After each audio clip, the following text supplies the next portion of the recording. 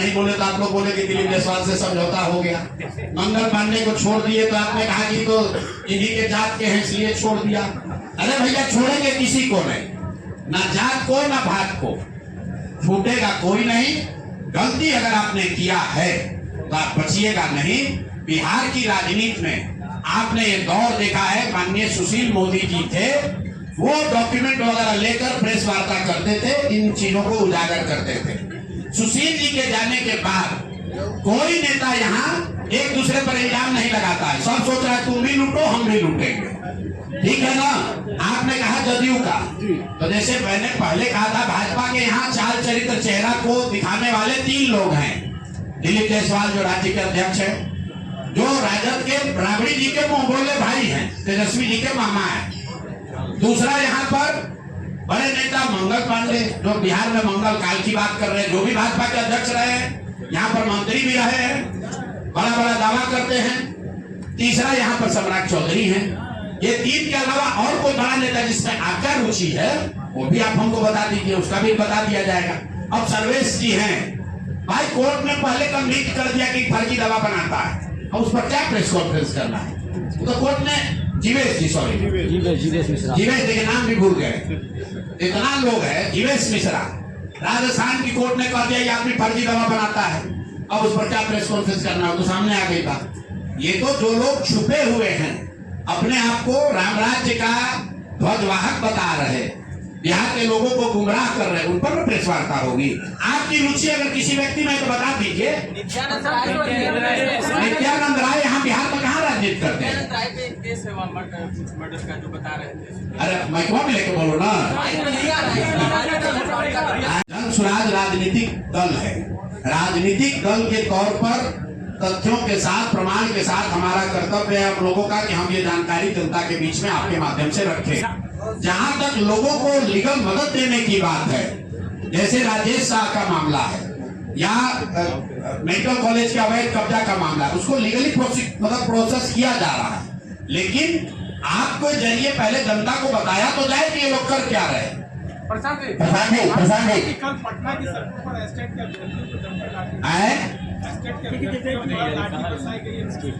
भाई 100 बार हम लोग कह चुके हैं कि नीतीश कुमार समाजवाद और सामाजिक न्याय पर के नाम पर राजनीति करने वाले सबसे ज्यादा जो लाठी चलाने वाला नेता है इस देश में, वो नीतीश कुमार है।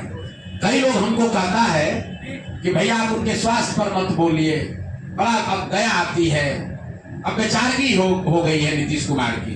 कभी कभी हमको भी लगता है, मेरा बहुत मधुर संबंध रहा है उनसे, कि व्यक्तिगत तौर पर उनको अब हम क्या बोले, शारीरिक मानसिक तौर पर थक गए। लेकिन हर 2-4 दिन पर जो घटनाएं होती हैं वो झकझोर देती है।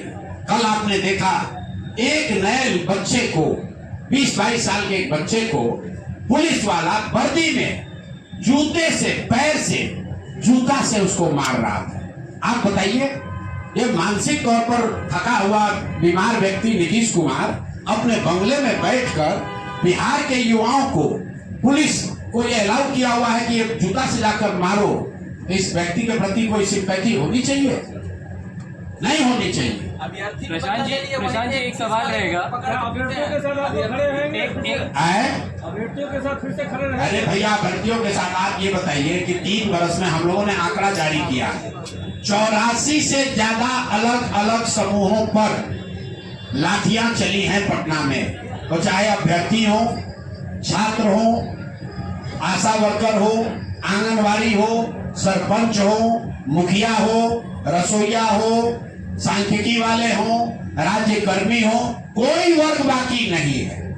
हर आदमी लाठी खा के गया। यहाँ तक कि भाजपा वाले नेताओं को भी दौड़ा दौड़ा के नीतीश कुमार के पुलिस ने मारा। अब फिर भी ये भाजपा वाला इतना डरपोक है कि सत्ता के लालच में, कुर्सी के लालच में यही केजरीवाल जी को पीट के यहाँ पर डाक बंगला में लाल कर दिया था, और अभी नीतीश कुमार को भगवान बता रहा है। क्यों? सत्ता का लालच है।